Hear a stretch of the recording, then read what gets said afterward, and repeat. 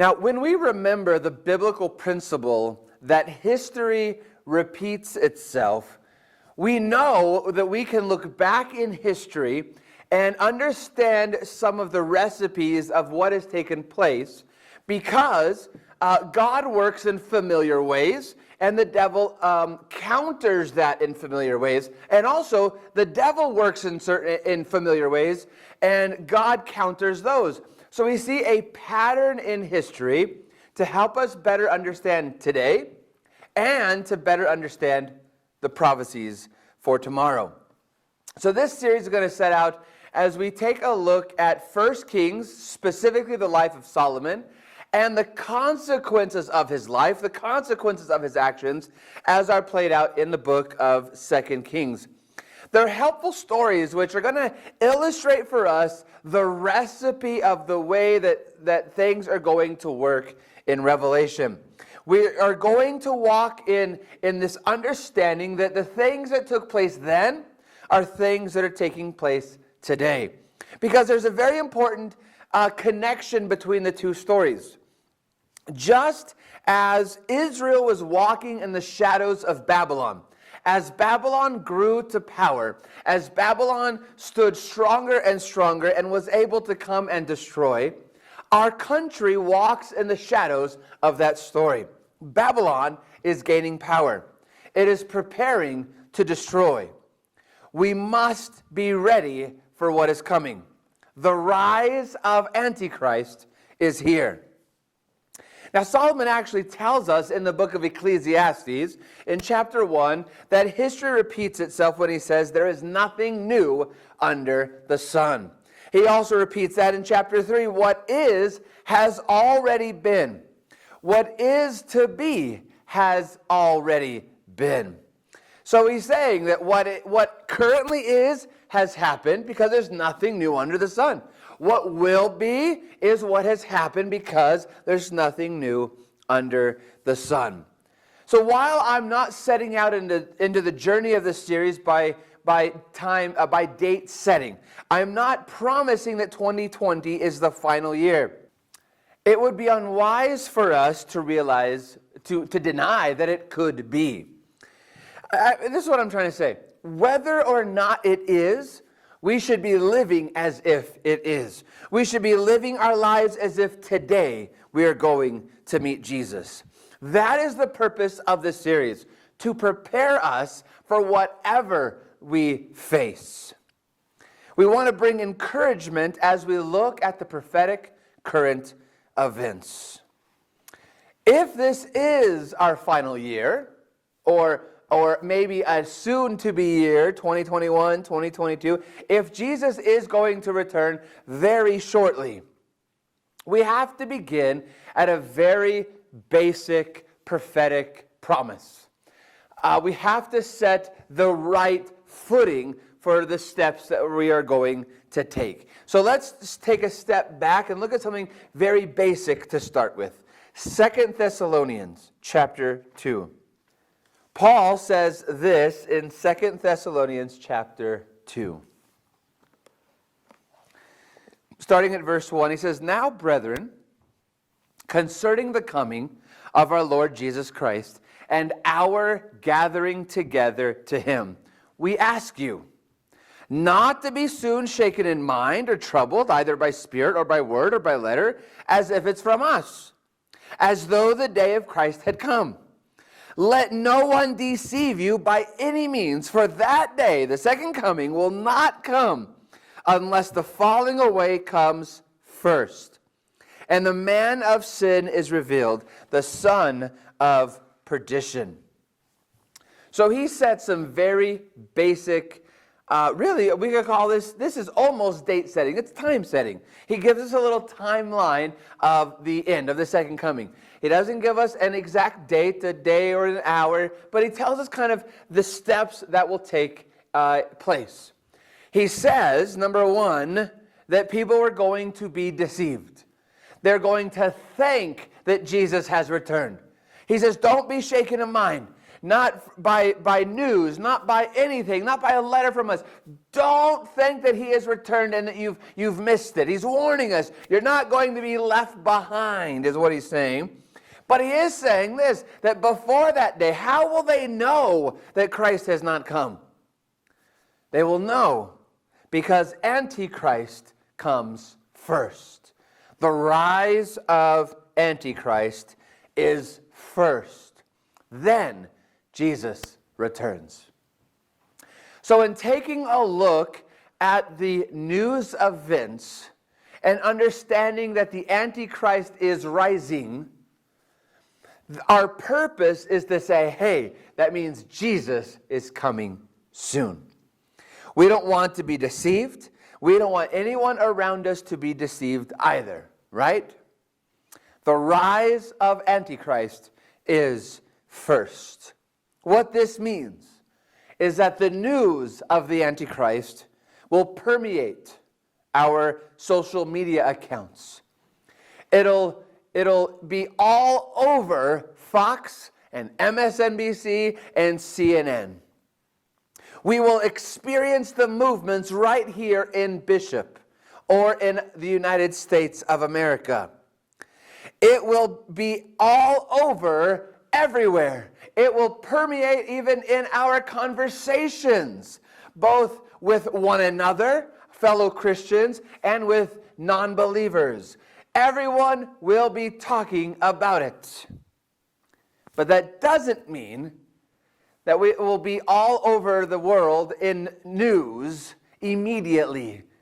For it will take place so slowly that no one will notice until the last minute. We will not have the luxury in that day and age of being distracted by political lines, because both sides, all sides, except for the remnant people of God, will focus their attention on Antichrist.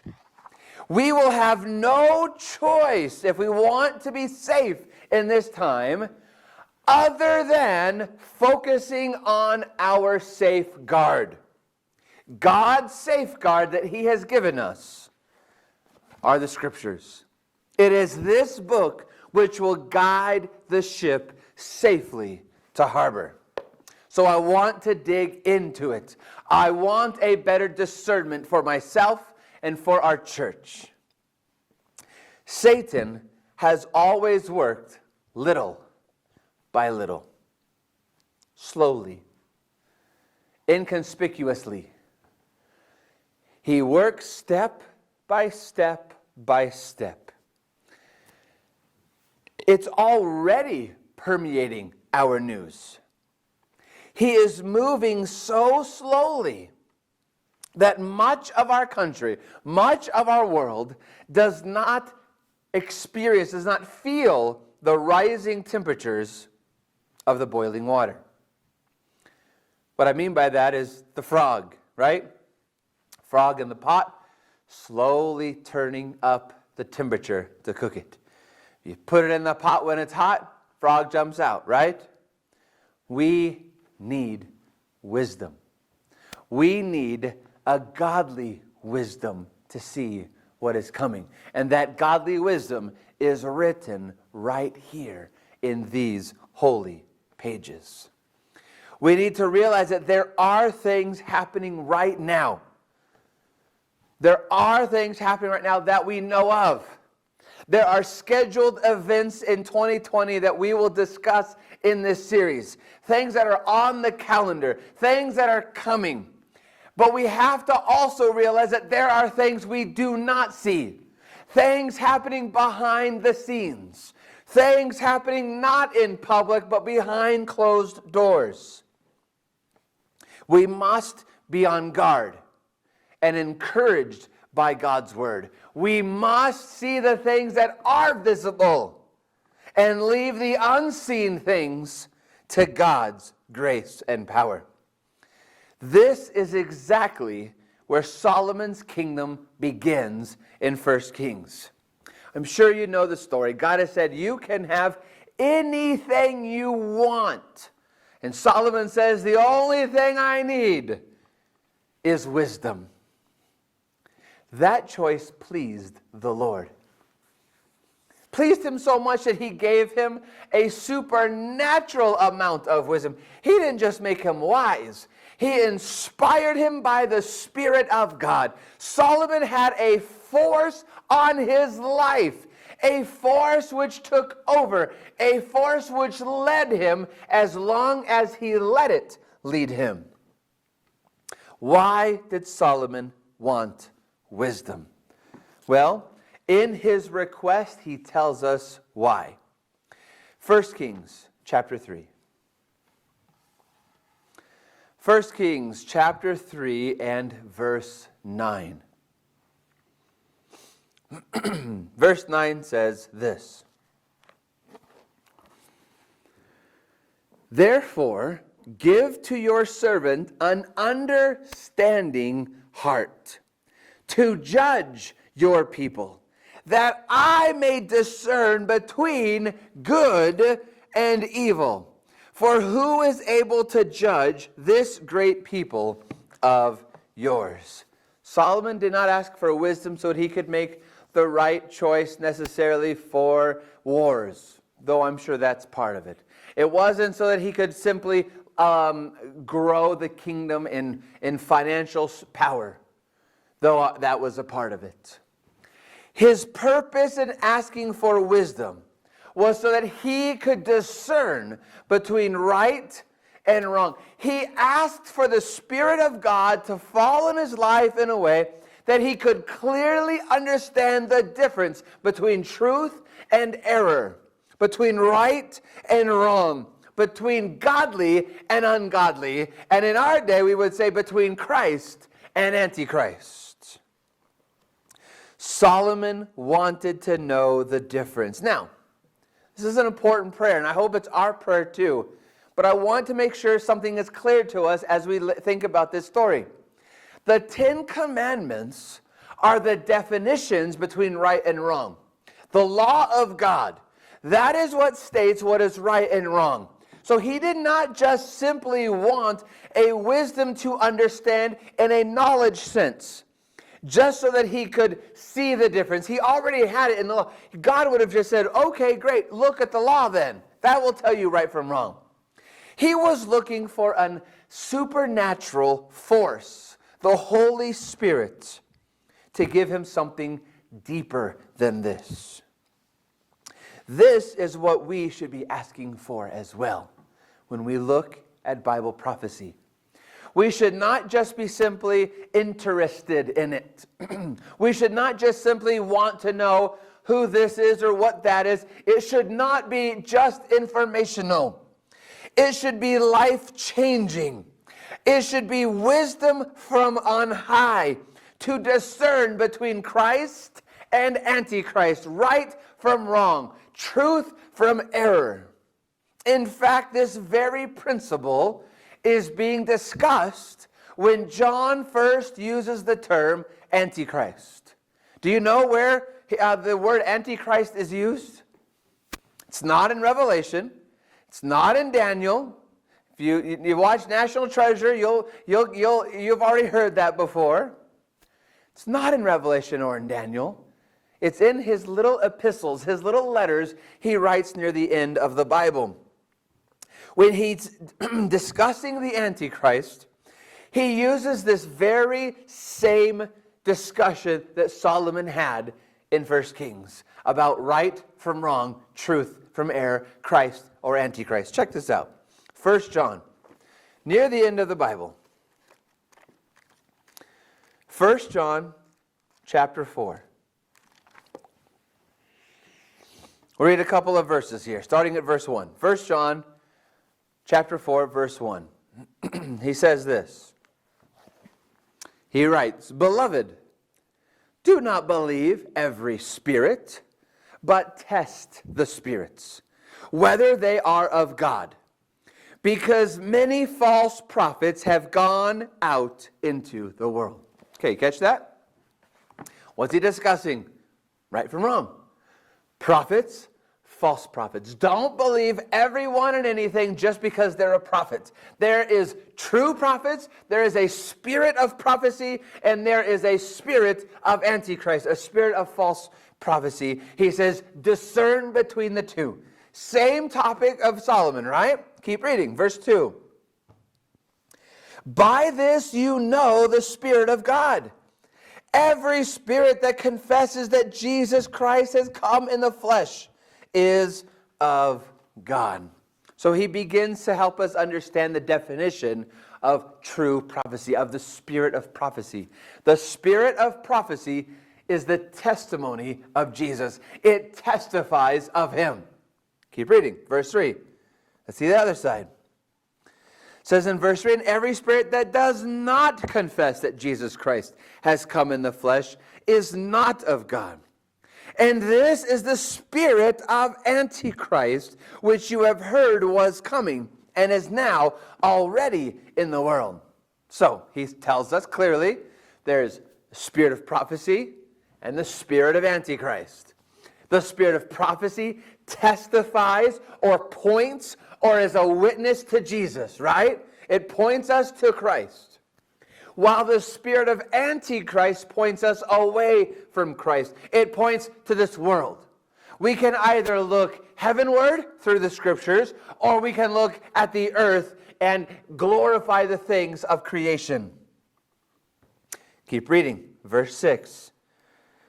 We are of God. He who knows God hears us.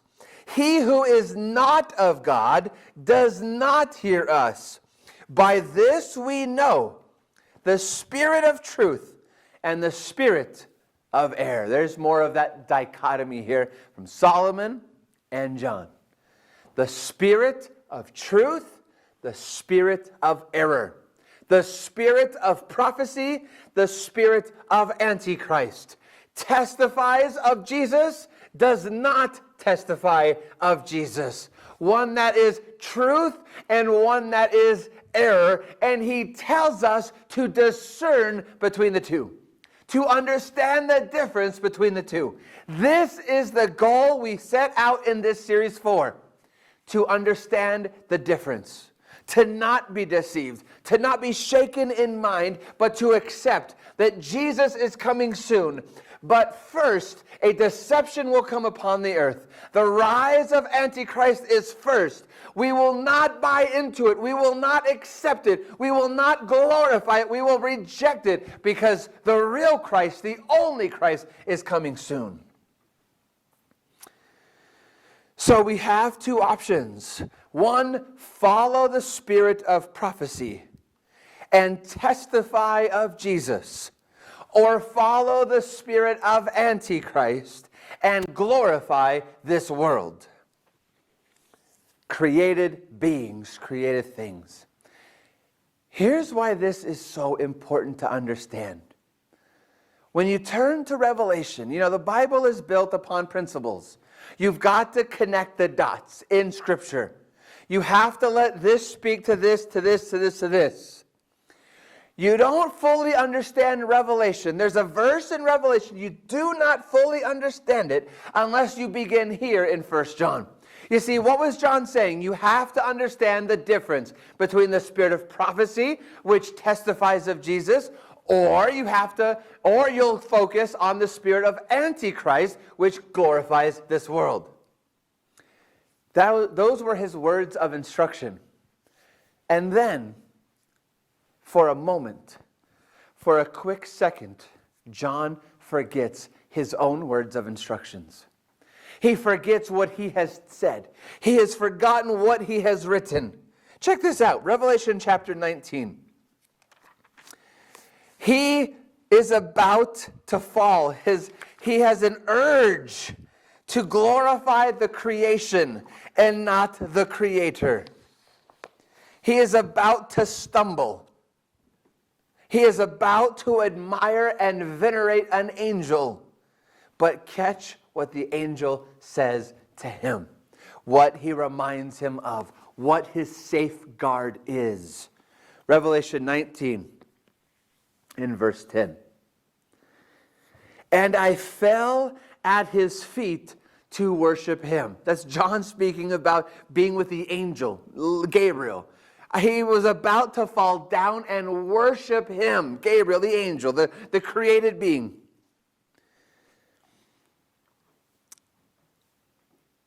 I fell at his feet to worship him. But he said to me, see that you do not do that. I am your fellow servant and of your brethren. I'm a created being just like you. Of your brethren who have the testimony of Jesus. Worship God, he says, for the testimony of Jesus is the spirit of prophecy. What does Gabriel say? He repeats, basically, paraphrase words of John back to him. The spirit of prophecy testifies of Jesus. The force of the spirit of prophecy, this force upon us, this pressure, this oppression almost, this knowledge that sits above us. The purpose of it is to testify of Jesus, to call people to worship God. The very words there spoken of in the first angel's message, to worship God. Over here, there's a force too. There's an oppression too. There's this thing hovering over us. It's this desire to worship things that we can see, to worship the world, to worship ourselves, pride and stubbornness, money and the gains of this world. It guides us to reject Christ, the spirit of Antichrist, the spirit of error. Just as Solomon realized that without divine aid, he was as helpless as a little child.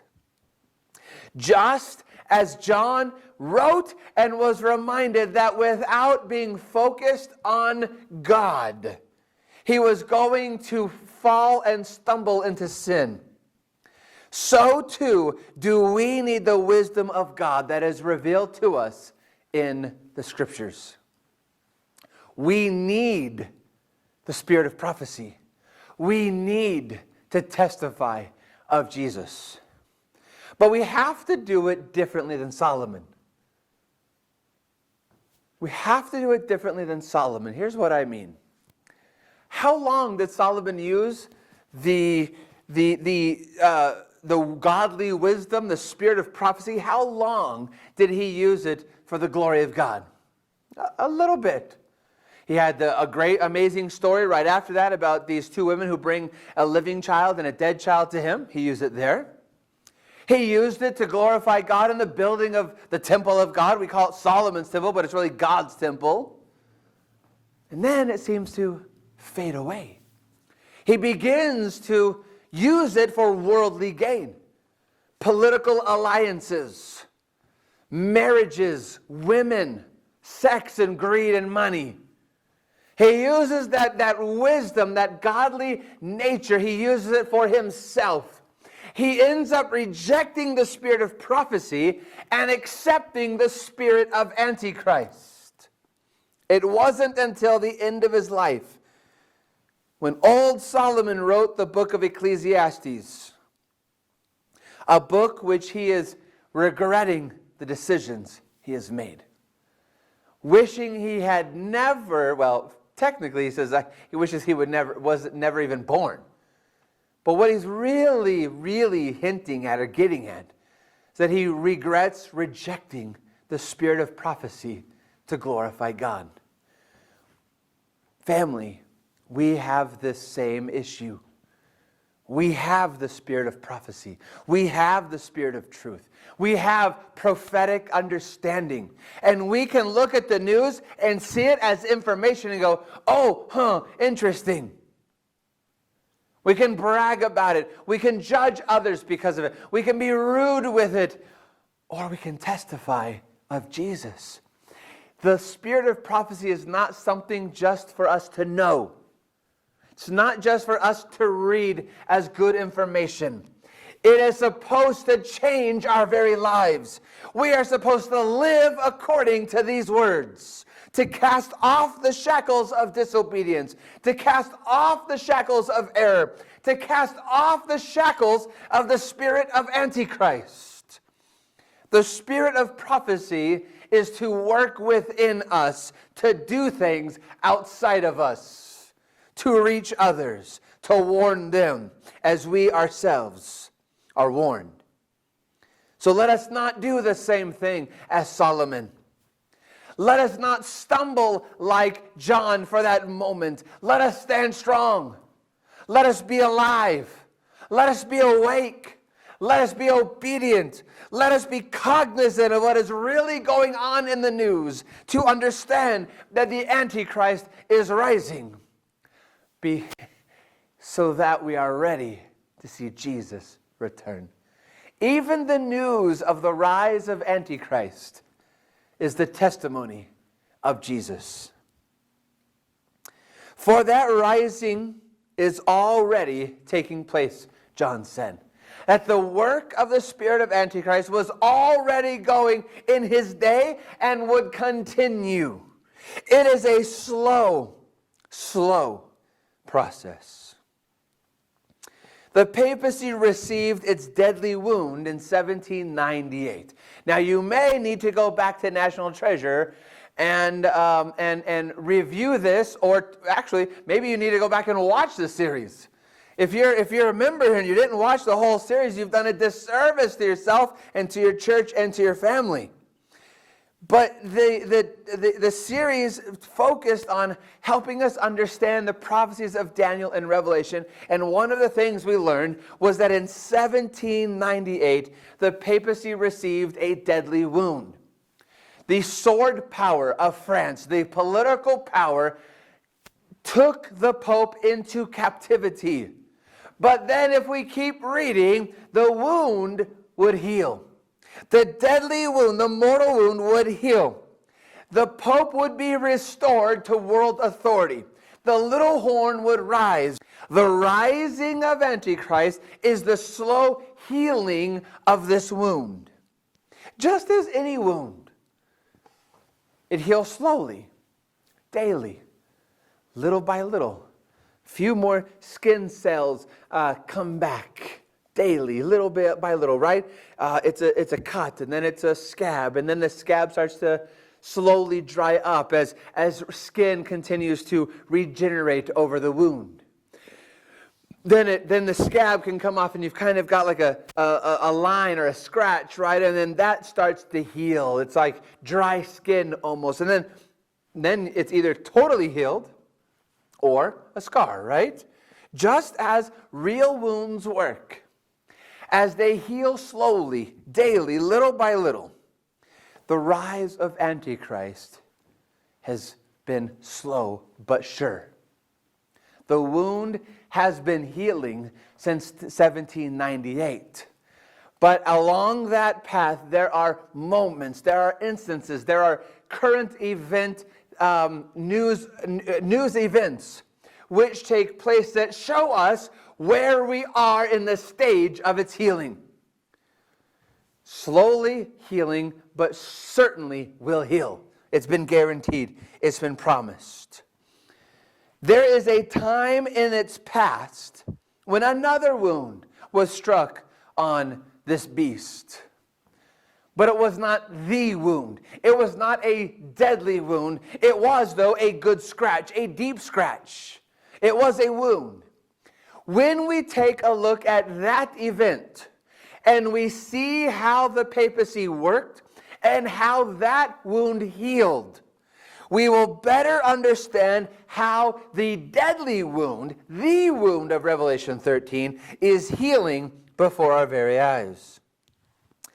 This moment I want us to take the next few minutes to discuss is called the investiture controversy. Also another thing we discussed in National Treasure. But the investiture controversy was when a political power wounded the papacy in the 12th century, in 1122.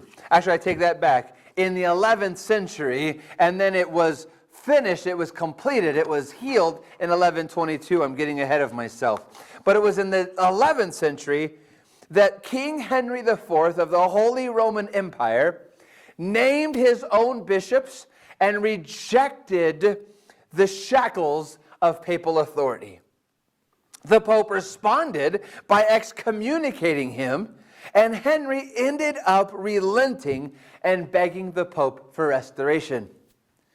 And while he stood out there in the snow, history tells us it was probably without even shoes for 3 days, as he stood out there begging for the Pope's acceptance, we sometimes stop there in the story as Adventists and not realize that even though King Henry IV was restored, even though he was brought back into the good graces, things were not okay yet. It took some time for that wound between the political power and the papacy to heal. Damage was done to the Pope's power. People began to question his role. His authority was wounded. It was not the wound, but it was wounded. But the next Pope, Pope Calixtus II, was able to work with Henry IV's son, Henry V. They got together in 1122 near the city of Worms. Yes, the same city of Worms where Martin Luther would be declared a heretic because he called out against the authority of the popes.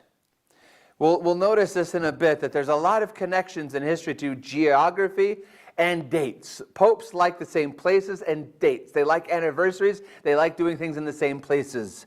So this Concordant of Worms in 1122 was decided between King Henry V and Pope Calixtus II. They came together and they declared that they could work together. That the Pope had authority, but that the emperor was able to have some say. Interestingly enough, another one of those connections in today's world is that one of the things they discussed and agreed upon was that the priests needed to remain celibate. Some of the kings or emperors or rulers, governors were starting to try to connect priests with another priest through marriage, and not priests with priests, but priests' families and families to cause alliances. And so they came and agreed that popes should remain celibate, a discussion very much in the news today. So there's many connections in history, and we see Solomon's words that history repeats itself coming true. There's a very important connection here with this story and today's world. And I want us to take, for a better look at it, for an easier instruction, I want us to take a look at this connection by heading into our Bible study room. Now, the reason we want to take a look at the investiture controversy is that how the Pope worked in that day, how they allied together to bring a unity between the two, the political power and the papal authority, how they worked in that day is repeating in this day. How they healed that wound, not the wound as we've stated, but that wound is the exact same process for how they're going to heal this wound, the wound of Revelation 13. It was a time when a world leader and a pope, Pope Calixtus II, came together to discuss unity between the two so that they could unify the people.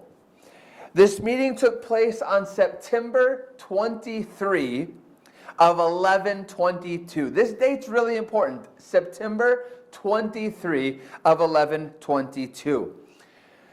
Fast forward then to the same day, September 23. Fast forward 893 years later to the year 2015. On that exact day, another world leader and another pope met to discuss unity between themselves so they could bring unity to the people. Exactly as at the Concordant of Worms.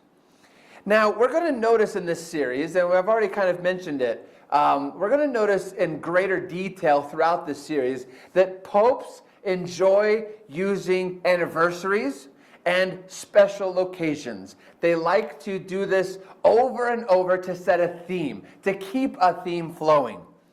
So when we look at this date, September 23, and we go into the future, 893 years to the year 2015, it should be no surprise that the exact same formula was taking place when President Barack Obama met with Pope Francis in Washington, D.C. The same day, 893 years later, a world leader who his nation does not accept the authority of the Pope. We are a Protestant nation in many ways. We built our nation and our Constitution, our Bill of Rights, not accepting the ways of Europe, not accepting the ways of medieval Rome, not accepting the alliances of church and state, but rather to keep them separate. So this was a world leader whose nation stands against this unity, meeting with a pope on the exact same day of the Concordant of Worms. Now, we don't know exactly what they spoke about in private.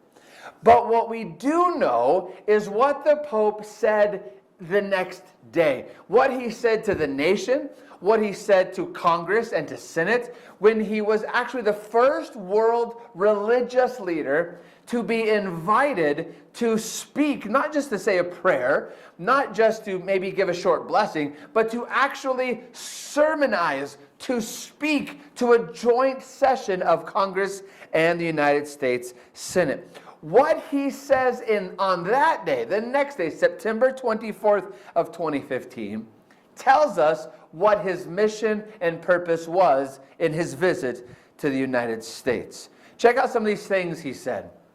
This is when he stood there with Congress and the United States Senate to sermonize. But catch up some of the things he said.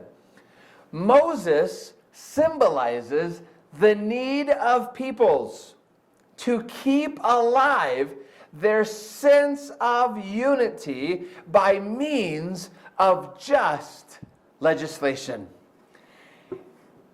People need to feel united, is what he's saying. That only law can do this. That we have to work together to bring laws that bring unity. That's not the spirit of prophecy. This is counter to the spirit of prophecy. The Bible is what is to unite us. The love of God. Creation is what's supposed to unite us as brothers and sisters. Not laws. Now that's prophetic.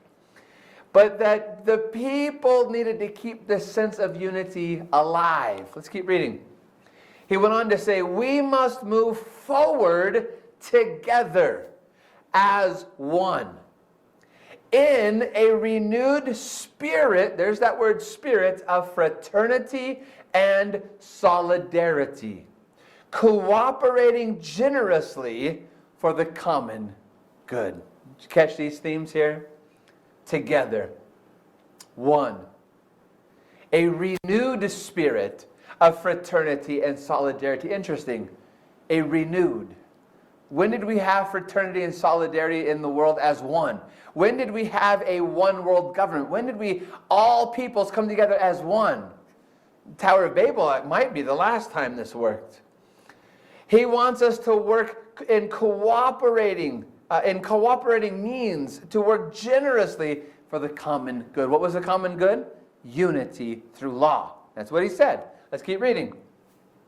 He went on to say, I know that you share my conviction. Remember, he's talking to lawmakers. You lawmakers share my conviction that much more still needs to be done. And that in times of crisis and economic hardship, a spirit, there's that spirit again, a spirit of global solidarity must not be lost. You lawmakers, you Protestant Americans, you America, and me have a shared dream, a shared common good. And what's the common good? Unity, solidarity, fraternity he's calling for. That only working together with a spirit of solidarity will fix the crisis and the hardships. It's very clear here what he is aiming at in his visit to America. He continues here. This common good also includes the earth. A central theme of the encyclical, a sermon, which I recently wrote in order to, quote, enter into dialogue with all people about our common home. Climate change. We're going to talk a lot about that in this series, but he's going to use climate change and care for our earth to bring all peoples together. This common good. Let's keep reading. He finishes up with this. We need a conversation which includes everyone, the whole world, since the environmental challenge we are undergoing and its human roots concern and infect us all. He wants everyone working together, all people.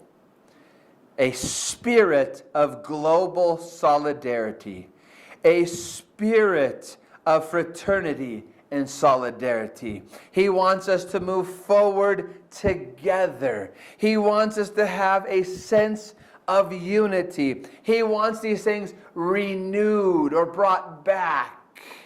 This is very dangerous language because it is not in the acceptance of the spirit of prophecy.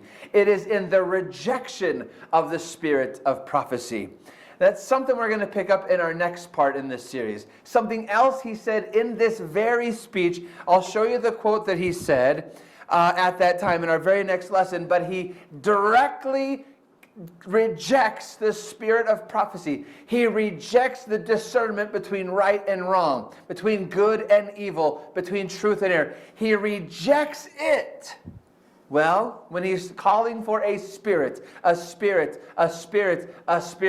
it's not the spirit of prophecy, what is the only spirit we have left? The spirit of Antichrist. Now, did you catch the theme there? Did you notice that? A spirit of unity working together. The political powers and the papal powers working together to bring people together. This is the exact same discussions and decisions made at the Concordant of Worms. For the political power who stood against the Pope and the Pope's power to work together. Now, since we're connecting dates, remember that the speech was September 24th, 2015. 4 years later, on the exact same day, September 24th, something else took place in 2019. Congress got together again, but not in unity, not to hear a religious leader speak, not with the calls of unity and working together. They got together to officially open the impeachment hearings against President Trump.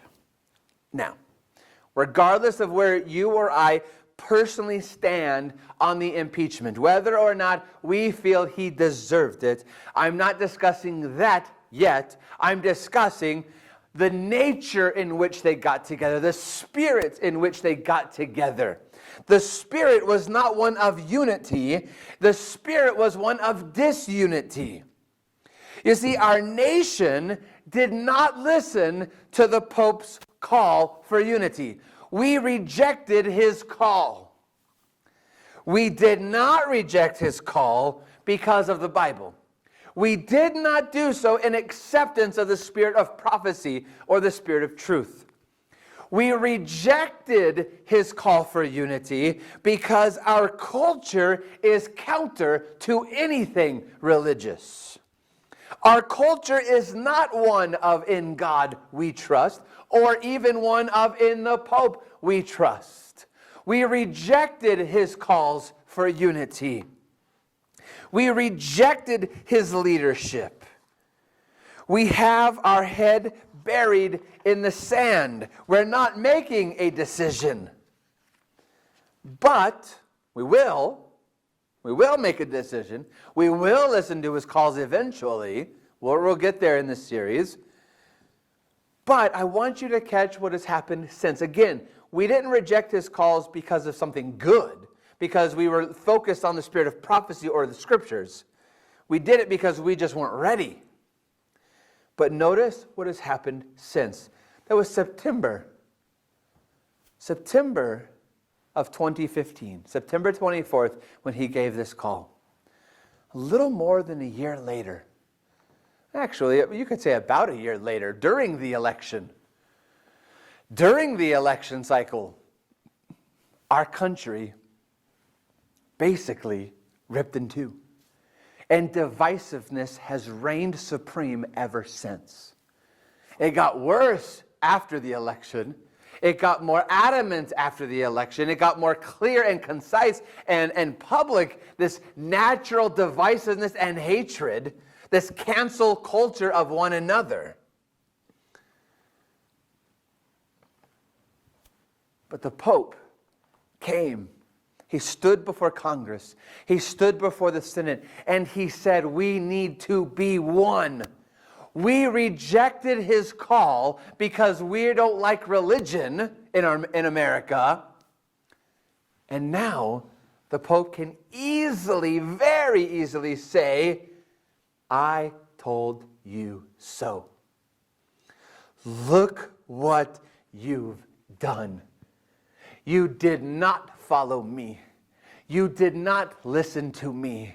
You did not work with me. And look what you've done. Now we know prophecy. We know that America will eventually say, oh no, look what we've done. And America will reach its hand across the Atlantic to work with Rome, to bring about unity and order.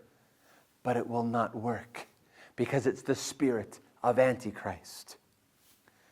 It will bring more confusion, more divisiveness, more hatred, more politics. It will bring more disunity. It will not bring unity because unity is only found in the spirit of prophecy, only in the testimony of Jesus. Truth and truth alone, the scriptures and scriptures alone. So a new force is brewing. God has given us a force called the spirit of prophecy, but a new force is brewing. It is not the force of the spirit of prophecy. It's a force called humanism. We can do this for ourselves, by ourselves. We don't need God. And this is the spirit of Antichrist. It is the spirit of error. It is the wrong force that we need to accept in our lives. But because we are focused on God's word, because you and I accept the testimony of Jesus, because we glorify the spirit of prophecy, because we discern from good and evil, we know exactly what is going on. We see it happening before our very eyes. We see the healing going on. We see the rise of Antichrist. And now the only question that remains is, what will you do about it? What will we do about it? I'll leave you with this thought. We'll save some time and not read it. But Philippians chapter 1, in verse 9 and 10, Paul tells us exactly what we need to do about it. He says that as we discern, as we grow in knowledge, as we grow in truth, we must love. We must love. Love, truth, prophecy go hand in hand. So keep focused. Keep your eyes open. Look for who needs love, who needs help, who needs discernment, who needs the spirit of prophecy, who needs truth, and love them to tell them and share with them. Keep focused on Jesus and on our Christ. He will see us through.